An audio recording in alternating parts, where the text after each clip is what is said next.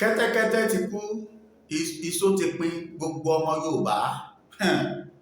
À ń pè kíní lówẹ̀ ó ti láàárọ̀ nú báyìí. Ẹ wá worú tó tí àwọn Haúsá Fúlàní, ẹ wá wo àrà tí wọ́n dá nílẹ̀ Yorùbá. Àmọ́ o, ṣé ẹ fẹ́ gbọ́ ohun tí ó jẹ́ kó lè dùn mí ni pé nínú ètò tẹ́ ẹ fẹ́ wò yìí, àwọn ajínigbé wọ́n ti jí kan gbé nù sẹ́nítọ̀ Nàìjíríà. Bẹ́ẹ̀ ni láàrin Ìbàdàn sílùú Èkó,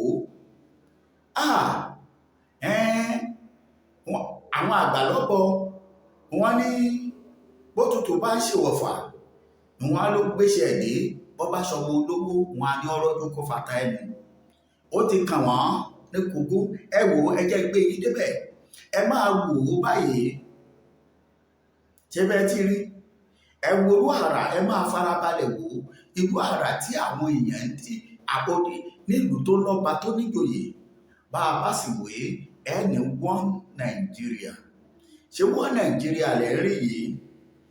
Ẹni tó ń lọ lé òdélé, ẹni tí ń roko òdóko, wọ́n tó kó òrokòdò tó kó òrókòtó. Ẹ farabalẹ̀, ẹ máa wò lọ bẹ́ẹ̀, ì máa tó fohùn sí fún yín láìpẹ́. Kẹ́ ẹ wo nǹkan tí ojú àwọn èèyàn rí. Bó bá ṣe pé ìjọ kan ló ń ṣe ìsìn, àmọ́ aráyé àwọn apárí, ìjọ Rìdíìmù ni, ìjọ Nasfat ni o, ìjọ kìnnìkan ni o, ní ọ̀gá rìn o. Kí ni tàwọn ṣé ìjọ báńdíìtì làwọn eléyìí àbíjọ kìnnìkan pè é? Ẹ wo àwọn tó ń lọ fún ètò ìnáwó, àwọn tó ń sáré lọ pé tó àwọn ń lọ fún engagement. Ẹ wò wọ́n nínú mọ́tò. Àwọn tó fẹ́ lọ fún nǹkan kan àbí méjì nílùú Ìbàdàn àti àwọn tó ń bọ̀ wá s'Ékòó. Ẹ gbọ́ kí ni wọ́n lọ ṣẹlẹ̀, gbogbo ẹ̀ ní máa tó fohùn sí kẹ́ gbọ́ àti bó ṣe ṣẹlẹ̀. Ẹ gbọ́ àbẹ́ gbọ́. Tó àwọn aráabí wọ́n wá ní agbára débi wípé wọ́n lè block odidi federal government road. Kí ni wọ́n lọ ṣẹlẹ̀? Wọ́n ní wọ́n yọ bátìrì wọn. Ẹ dákun, ṣé ẹni tó ń lọ láti ìlú Ìbàdàn s'Ékòó ṣóhun ló máa yọ bátìrì? Ẹ gbọ́ mi o, ṣóhun ló máa yọ bátìrì? Gbogbo ẹ̀ lẹ́fẹ̀ẹ́nu ara yín gbọ́, lẹ́fẹ̀ẹ́ tí ara yín gbọ́, gbogbo ẹ̀ olólùfẹ́ wa. Ṣé èmi àtẹ̀yìn tá à ń gba Ìbàdàn express lọ, bóyá ẹni tó ń lọ Ìbàdàn tàbí ẹni tó ń bọ̀ w'Ékòó, ṣé àwa la máa yọ bátìrì? Ẹ jẹ́ á jọ dáhùn béèrè yẹn bó bá ṣe rí lọ́kàn yín. Kì í ṣe lára wọn náà ni wọ́n yọ bátìrì wọn ni. Ó wá di wípé àwọn èèyàn ń dúró, ẹ sáré wọn. Ẹ rí àwọn tó ń kọjá lọ tí kálukú bọ́ọ̀lẹ̀ nínú mọ́tò ẹ̀ láti máa dúró, láti máa wòran. Wọ́n ń wo sàákún, wọ́n ń wò pé ṣé orílẹ̀-èdè la wà yìí?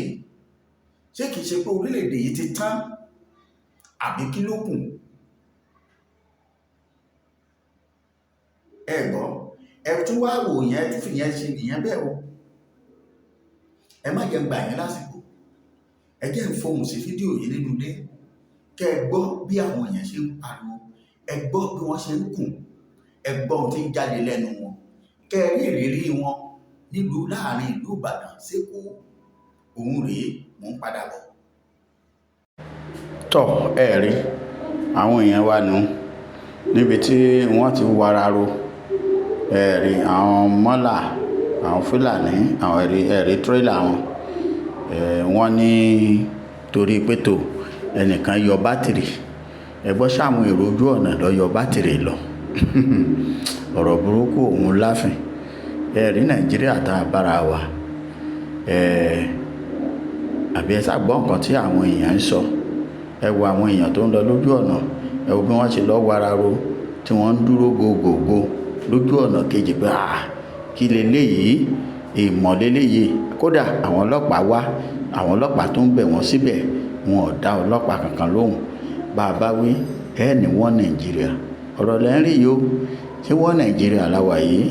Gbogbo àwọn tó fẹ́ lọ bí ìnáwó lọ́tùn lósì, ẹni tó ń lọ orí òkè àdúrà, ẹni tó ń lọ ibì kan, ẹni tó parí iṣẹ́ fòpin ọ̀sẹ̀ tó ń padà lọlé lọ́ọ̀lú Ìbàdàn àbò ń bọ̀ wékòó, gbogbo wọn náà ti hold it to ransom báyìí, débi wípé ó dàbí pé wọ́n fi mú wọn lẹ̀ fún bí kí àwọn ajínigbé kan wá ká wọn mọ́. Ojú tèmi fi wò ó nìyẹn, ìmọ̀rú ojú tẹ̀yìn fi wò ó lọ́dọ̀ yín ẹ̀rí àwọn nìyẹn, tírélà àwọn nìyẹn. Ẹ wo àwọn èèyàn tí wọ́n wára ro, kí ni wọ́n fẹ́ ṣe ní irú àkókò tí wọ́n wà yìí? Wọ́n Nàìjíríà ibi tá a bára wa òun náà rèé. Orílẹ̀-èdè Yorùbá ní kíákíá, gbogbo ọmọ Yorùbá ẹ má jẹ́ adákẹ́ o. Àrọ̀nà ò wálé, Oníkòyí kò ní sinmi ogun.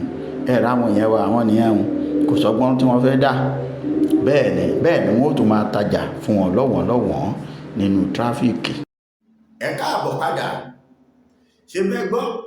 Gẹ́gẹ́ bí mo ṣe sọ fún yín ṣáájú, àwọn tí wọ́n ní ìrírí ẹ̀ náà sọ̀rọ̀ jáde yìí wípé wọ́n sọ pé wọ́n yọ bátìrì àwọn, kódà ọlọ́pàá tó wá bá wọn, ọlọ́pàá tó ń bẹ̀ wọ́n.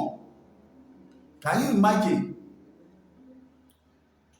Tó bá ṣe pé àwa ọmọ Yorùbá labálà ń ṣe patí, tá a bá blọọkù síríìtì, local government chairman síríìtì àdúgbò yẹn á fi ọlọ́pàá wọn wá kó yín ni. Bó bá jẹ́ kó wọ́n á ní àwọn neighborhood àtàwọn lásìmá kí wọ́n wá kó yín àti ìyàwó, wọ́n bá jẹ́ ìyàwó lẹ́ ṣe àtọkọ, Ọlọ́run jẹ́ ẹ lè délé padà lọ́jọ́ náà lọ́hùn. Bẹ́ẹ̀ bá ti ń sìnkú àgbà, àfàìmọ̀ kí bàbá tẹ́ ń sìnkú àbí ìyá tẹ́ ń sìnkú ẹ̀ kọ́ má jòun ní ọ̀wà àgbà béèrè yìí. Nílùú tiwa, àwọn Fúlàní wọ́n wá ń dí ọ̀nà, àṣírí nǹkan kan ṣe sí. Àwọn ológun Nàìjíríà ọ̀gbọ́, ọlọ́pàá ọ̀mọ̀ sí. Àwọn ọlọ́pàá lọ síbẹ̀, wọ́n lọ bẹ̀bẹ̀. Ṣé ti rí pé àṣemálò ẹran ilé ọba ni ẹ̀dẹ̀ ní wọ́n Nàìjíríà? Bàbá Tinubu àtẹ̀yìn tí ọ̀rọ̀ kàn nílẹ̀ Yorùbá, iná tí ń tó dórí kókó báyìí, tẹ́ ẹ̀ bá sì ti dìde, ẹ jẹ́ á wo ibi tí àwọn pípò yìí wà lóòótọ́. Ní kété tẹ́ ẹ bá ti dé Bágà láàrin odò tó la Ògùn state àti Lagos state, àwọn lẹ́ẹ̀rí lápá tún, àwọn náà ní lápá tún. Bẹ́ẹ̀ lẹ́ ṣe máa kàn wọ́n lọ lórí koríko, lórí òjòrí, kẹ́ ẹ tó dé ìlú kan, nígbà tẹ́ bá tẹ̀ wá níbẹ̀ tírélà ní gbogbo àwọn ọlọ́wà ń bẹ̀, títí tẹ́ fi wọ̀lú Ìbàdàn. Wọ́n ti wá di àṣemálò, kò lè má rí bẹ́ẹ̀. Ṣé ẹ fẹ́ sọ pé, ṣé ká sọ pé torí pé bóyá àwọn gómìnà wa wọ́n fi, bóyá ni wọn ò ní fún wọn ní polling booth níbẹ̀? Mi ì sọ bẹ́ẹ̀ o, bóyá ni wọ́n sọ allegedly. Àbí kí ló lè fún wọn ní gut, kí ló máa fún wọn lágbára pé tó ìwọ́n jí bátìrì mọ́tò tí wọ́n jí yìí, mi rò bó lè kọjá 500,000. Ẹ wo iye ẹ̀mí tó ṣòfò, ẹ wo àwọn tá a jẹ́ kìí ṣe pé wọ́n plan ẹ̀ fún àwọn ajínigbé ni. Ọlọ́pàá ò lè dá wọn lé, ìjọba kankan nínú gómìnà Lagos àti ti Ọ̀yọ́ wọn ò rí àṣẹ pa kílẹ̀ fi ń ṣe débi ọmọ ìjòyè afárafì. Wọ́n mú odidi tírélà kan láti fi block ọ̀nà káwọn èèyàn máa kọjá.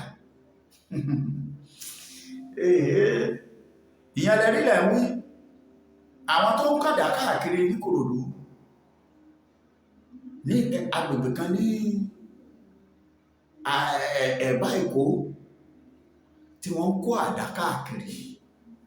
Bẹ́ẹ̀ mi bá mú bíléèdì lọ́wọ́, tí ọlọ́pàá bá rí mi á béèrè pé kí ló fẹ́ fi bíléèdì ṣe.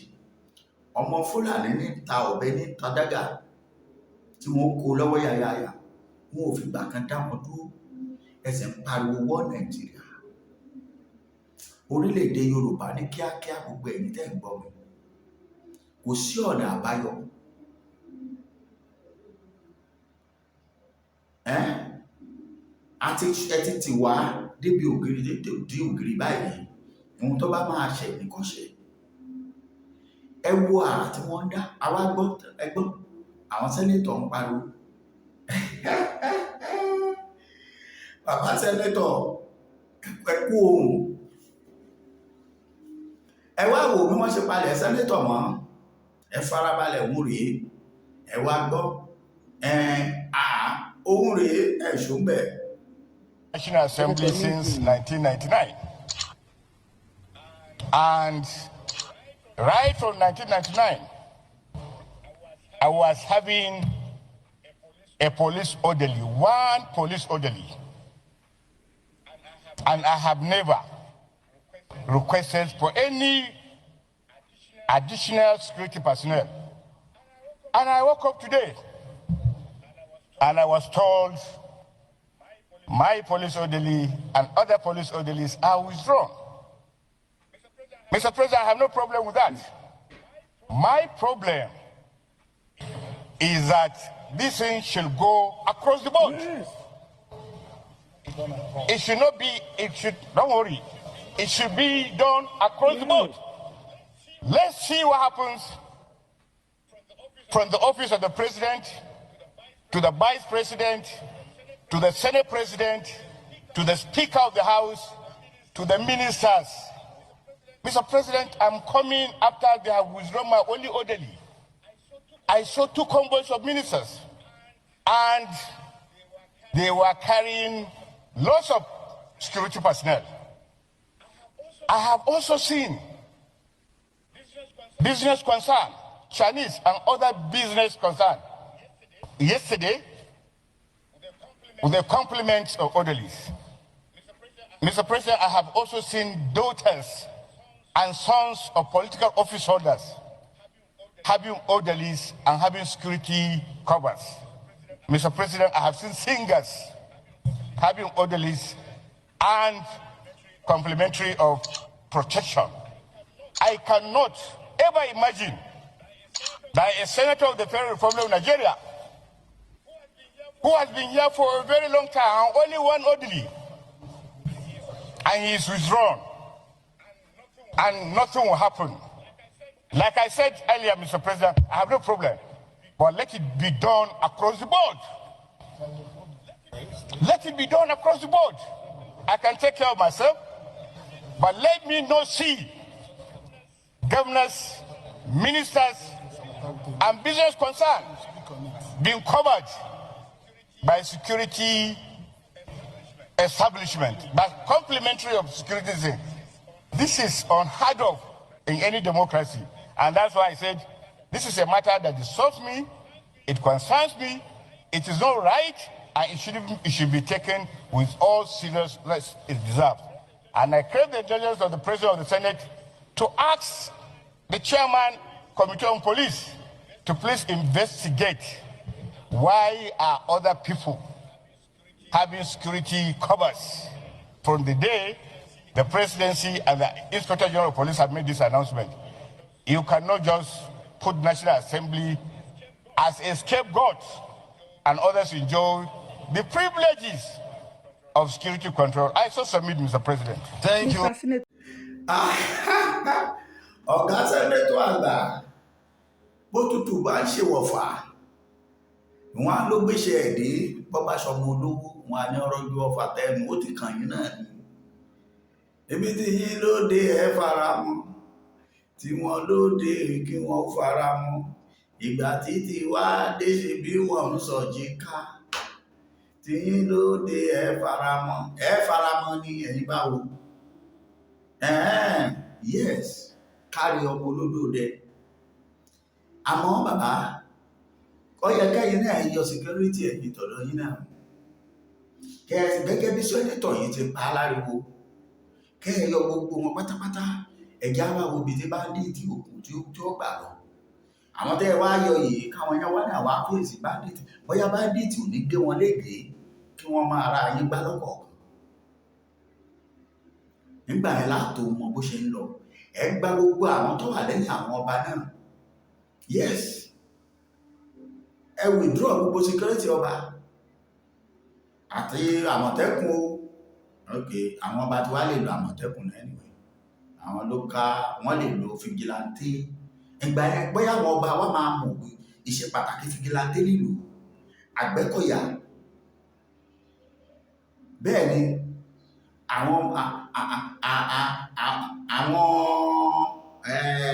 àmọ̀tẹ́kùn tẹ kó síta bóyá ẹ̀ní pàṣẹ ìbọn gidi fún wọn tẹ́ fi ń gbé pòpò lé wọn lọ́wọ́ ìbọn gbùngbùn àwọn pé kan lé àwọn civil kúkúrú defense ìyẹn kù gbọ́ ọ̀rọ̀ báyà àmọye tí máa ń dún bóyá ẹ̀ní wá bọ̀ gidi fún wọn ẹ gbáta everybody èmi ní ọlọ́run ní ṣọ́ mi ìwọ náà ọlọ́run ní ṣọ́ ẹ̀ àwọn tọ́lọ́run ń ṣọ́ tí wọ́n tún mẹ́lòmíì mọ́ra ń kọ́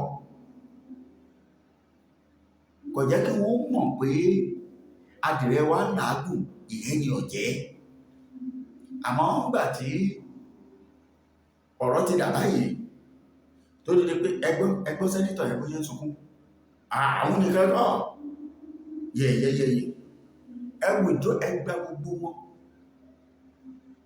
ebi gbà wá ń pariwo òun ti wà mẹ́ láti 1999 ìyẹn ni pé ó ti darúgbó bí old iye ọdún tí democracy wá pé lòun náà pé ní 1999 tí ò sẹ́lòmí dẹ̀mí ní constituency ẹ̀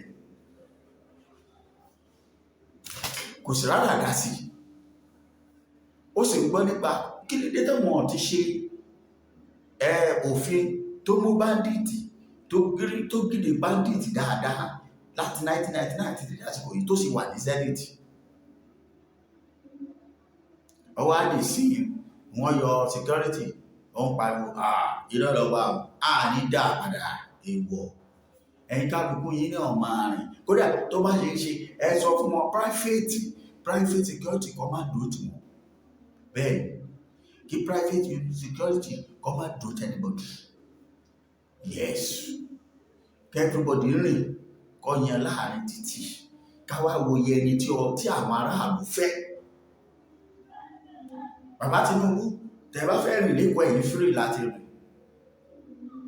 Àbújá ni mo garanti yín bẹ́ẹ̀ ni ọkùn Sanwó-Olú bẹ́ẹ̀ bá fẹ́ rìn lẹ́kọ̀ọ́ mọ̀mọ̀ bẹ́ẹ̀ ilé ọ̀hún nítorí ẹ ṣe dáadáa Ṣèyí Mákindé Dàpọ̀ Abíọ́dún gbogbo yín bàbá Onídó ẹ̀yìn lè kó Olùsẹ́yìn Adélékè lọ́sùn kí ni ti gbogbo yìí ìlú Oǹdó Èkìtì ẹ̀yìn náà tíráyẹ̀ ẹ̀wò ẹ ti ẹ̀ jẹ́ kí wọ́n ṣe lọ́dọ̀ láàrin ọjọ́ méjì kí security kankan má tẹ̀lé gbogbo yín lọ ọ́fíìsì àtàbọ̀ kọjá ẹ̀yìn àti dẹ́rẹ́bà yín nígbà yìí lẹ́ mọ̀